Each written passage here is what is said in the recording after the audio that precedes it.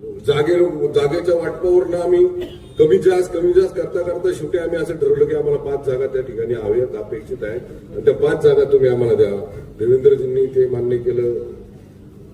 देवेंद्रजींनी मग अशी सांगताना सांगितलं की याच्यामध्ये आदरणीय वळसे पाटील साहेबांनी बिलकुल हस्तक्षेप केला नाही. फक्त एवढं सांगितलं की या युती होत असताना चर्चा ही सकारात्मक झाली पाहिजे आणि त्या सकारात्मक चर्चेच्या आधारावर आम्ही आज ही युती या ठिकाणी करतोय. आमच्या 5 उमेदवार या ठिकाणी आहेत आणि हे 17. मग इथं येण्याच्या अगोदर सुद्धा आम्ही भारतीय जनता पार्टीच्या सगळ्या कार्यकर्त्यांबरोबर डॉक्टर साहेब असतील, प्रबोधदादा असेल, संदीप असतील, आमचे काही विचार प्रवाहातील लोक असतील, आम्ही सगळे एकत्र बसून आमच्या सर्व कार्यकर्त्यांची बैठक घेऊन आदरणीय आमदार साहेबांना सांगू इच्छितो, आदरणीय आढळरावदादांना सांगू इच्छितो की आम्ही बैठक घेतली आणि त्याच्यामध्ये आम्ही सगळ्या कार्यकर्त्यांना या सूचना दिल्यात आणि ज्या सूचना अपेक्षित आपल्या सगळ्यांना आहेत की आम्ही सगळेजण मंडळी आम्ही फक्त 5 उमेदवार इथं आहेत म्हणून 5 उमेदवारांचं नाही तर 17 उमेदवार आणि नगर अध्यक्ष यांचं प्रामाणिक काम आमचा भारतीय जनता पार्टीचा कार्यकर्ता हे आपण सगळ्यांनी अनुभवलेलं आहे.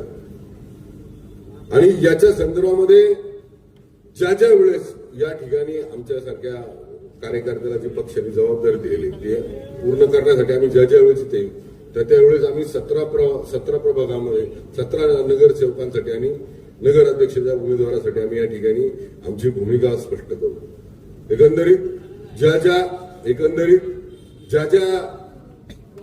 समस्यांच्या संदर्भामध्ये इथं आढळरावदादांनी चर्चा केली मागच्या 2-2.5 वर्षामध्ये ज्या पद्धतीनं या नगर परिषदेमध्ये निधी आणण्याचं काम आदरणीय आमदार साहेब आणि आढळरावदादांनी केलं.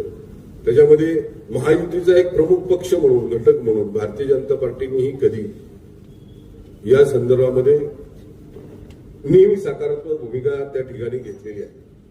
आपल्या मतदारसंघाच्या